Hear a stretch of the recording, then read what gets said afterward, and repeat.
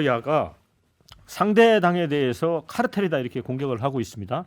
먼저 이제 국힘 같은 경우에는 이 천문학적 단위의 눈먼 돈을 놓고 온갖 불법 편법이 동원됐다면서 이제 문재인 정부의 탈원전 정책을 비판하면서 이 태양광 복마전에 이권 카르텔이 있다. 그래서 척결 의지를 주장을 했고요. 반면에 민주당은 그런 주장을 하고 있습니다.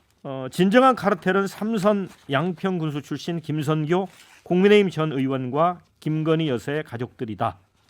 이게 아마 양평 공공지구 특혜 의혹, 또 최근 부각된 서울 양평 고속도로 특혜 의혹 이걸 거론하는 것 같거든요. 이 카르텔 가지고 더 이제 좀 싸우는 강도가 좀 강해지는 것 같아요. 서 변호사님 어떻게 보세요? 먼저 이게 저쪽에서 공격하는 것 중에요. 뭐 고속도로를 이게 노선을 변경했다? 이게 말이 되는 소리를 해야죠.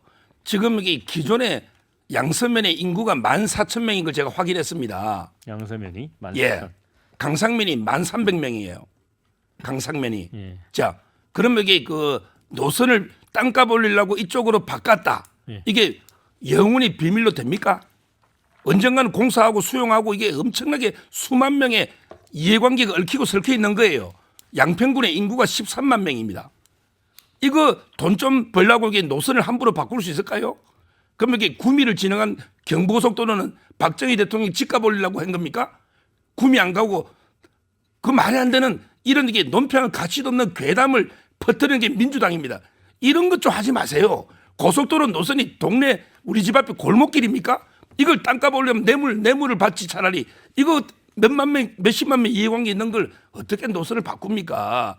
말도 안 되는 이런 이야기고요. 자, 그다음에 저는 진짜 카르텔에게 태양광 또는요 서울에 제가 오늘 보니까 농민이 내년에 100만이래요. 아니 수도 서울이 대도시인데 농민이 내년 2024년에 100만이라는 거예요. 지금 이렇게 보조금 받아간 게 박원순 시장 때 한 7, 80만 됐거든요. 이게 말이 됩니까? 혈세가 농민한도 수도 서울에서 보조금 주는 게 진짜 농사 짓는 사람이 몇 명 있겠느냐고요. 그냥 눈물들이 줄줄줄 새는 거예요. 태양광도 마찬가지고. 이게 저는 이권 카르텔이다. 이런 것 좀 바꿔야죠. 이제 예산. 이렇게 봅니다. 우리 장 기자님. 저는 그 서 변호사님이 무슨 얘기를 하는지를 이해를 할 수가 없는데 지금 어찌됐든 어제 뉴스가 쏟아진 거예요. 양평 관련돼서. 그 심각한 문제는 이런 겁니다. 국토교통부가 예타까지 통과한 서울 양평 간 고속국도 종점을 김건희 여사 친정이 소유한 한 7,000평 있다 그래요. 그쪽으로 갑자기 변경을 하려다 이게 발각이 되면서 원희룡 장관이 뭐 실무자 판단이었다. 그렇게 하지 않겠다라고 이제 방향을 튼 이런 상황이 된 겁니다. 그러니까 말씀하신 대로 그 하남시 같은 경우에는요. 주민 반대 서명까지 10,000명을 모아서 냈어요. 그런데 검토조차 하지 않고 그냥 양평군에서 올리는 A4 용지 한 장 300자도 안 되는 분량의 내용을 가지고 그냥 해버린 이런 상황인 건데 저는 이거 국정조사감이라고 생각합니다. 들여다봐야죠. 도대체 왜 이런 결정이 일어난 것인지 이 안에 누가 어떻게 개입을 했던 건지 확인을 해야 될 필요가 있는 거죠. 실제로 이 양평 공공지구 특혜 의혹과 관련해서는 지속적인 논란이 있었고요. 이 관련해서 허위 공문서 작성 혐의로 양평 공무원 3명이 지난달에 기소가 됐습니다. 근데 이런 문제들이 있는데도 그냥 그 덮을 수 있는 이슈가 아닌 것이죠. 근데 중요한 포인트는 여기에 개입돼 있는 김선교 전 의원이 있어요. 그러니까 이분이 중간에서 이때 국토위 소속이고 변경에 참여했던 거 아니냐라는 의혹까지 제기됐기 때문에 저는 다른 거 다 떠나서 여기에 어떤 이권 카르텔이 있었는지 확인을 좀 반드시 해야 된다 이렇게 보이고 특히 고속국도 종점에 주로 택지 개발을 해서 신도시를 개발한다는 거예요. 실제로 이것은 무슨 로직처럼 돼 있더라고요. 그러면 그 이후로 확장돼 이게 당장 뭐 종점을 이리로 했냐 저리로 했냐 중요한 게 아니라 거기를 기반으로 해서 토지 개발이 어떤 방식으로 어떻게 이루어지려고 했었던 것인가에 대해서도 들여다봐야 되는 것이죠. 네. 네. 그 지금 장 기자님께서 말씀해 주신 이 양평군 이 도로 개발 관련한 의혹이 사실이라면 이게 그야말로 전형적인 대통령이 말하는 그 이권 카르텔에 해당이 됩니다. 이게 사실이면 진짜 엄벌에 쳐야 되는 그런 문제예요. 예, 이건 저도 100% 동의하고요. 다만 제가 이 태양광 사업에 대해서 조금 제가 말씀을 더 드리면, 제가 이 문재인 정부 당시에 했던 일이 이제 초기 창업자들 엑셀러레이터라고 이제 도와주고 컨설팅해주고 이런 일을 했었는데요. 당시 굉장히 업계에서 유행했던 것 중 하나가 특정 지역에서 이제 기술 보증기금, 신용 보증기금 이런 그 정부 산하 금융기관을 끼고 이제 지역 정치권의 소위 연줄이 있다는 사람들이 창업자들한테 유혹을 합니다. 어떤 유혹을 하냐면, 너 이 지역에 땅 사서 태양광 패널 몇 개 사서 설치하면 이거의 5배, 10배에 달하는 투자금을 내가 받아줄게.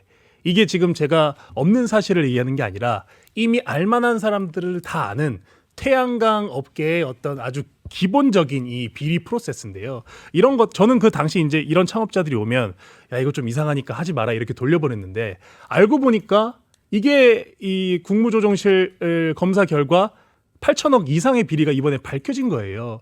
이런 거는 의혹이 아니고 지금 이미 팩트로 밝혀진 비리가 확인된 건입니다. 그렇기 때문에 대통령이 다소의 비판을 감수하더라도 앞장서서 이런 것들을 척결해야지 국민 권익을 보호하고 세금이 올바르게 쓰여진다, 이런 얘기를 하고 있는 것이거든요. 그렇기 때문에 이런 조직적인 비리에 대해서는 앞으로 시간이 걸리더라도 저희가 앞으로 파볼 필요가 있다고 생각합니다. 예. 그래서 그 정도로 말씀드립니다. 맞는 말씀이에요. 조직적 비리는 파헤쳐야죠. 그리고 바로 잡아야 되고, 태양광 사업의 비리, 보조금 비리는요, 문재인 정부만 있었던 게 아니고 늘 있습니다. 그래서 그 보조금 부분에 있어서는 늘 이제 국정감사에서도 지적이 됐던 바고 정부 감사원에서도 하고 있는 거예요. 좀 우려스러운 거는 이게 앞서도 얘기했지만 이명박 박근혜 시절에도 태양광이 시작됐어요. 그때도 분명히 이런 카르텔들이 있었습니다. 그러니까 윤석열 정부에서 하는 거를 바로잡는 거를 뭐라고 하지 않겠어요. 하지만 특정 정부를 겨냥해서 하는 거, 그게 문제 아니겠습니까? 태양광 그 정도 얘기하고요.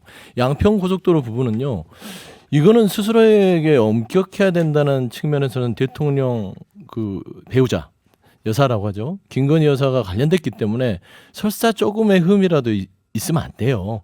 더 엄격해야 됩니다. 그렇기 때문에 이게 뭐 괴담이다 이런 식으로 치부할 건 아니고, 누가 보더라도 고속도로 예타까지 다 끝난 5년간 그 예타가 한쪽 양서면에 있었던 게 불과 1년도 안 돼서 강상면으로 바뀝니다.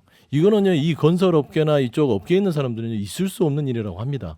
그게 국토부 장관이 개입되지 않으면 할 수 없는 일이다 라고 하는데, 그러면 이걸 그냥 괴담이라고 치부해야 됩니까? 아니죠. 아까 말씀드린 국정조사라도 해서 대통령의 처가 쪽에 어떤 특혜가 혹시라도 갔을 수 있다라는 점에서는 대통령도요, 나 떳떳하다, 국민들한테 그런 의심을 받지 않기 위해서는 이건 즉각에서 감사원과 국세청과 검찰의 수사를 본인 스스로 발언을 하셔야 된다. 저는 그렇게 보고 있습니다.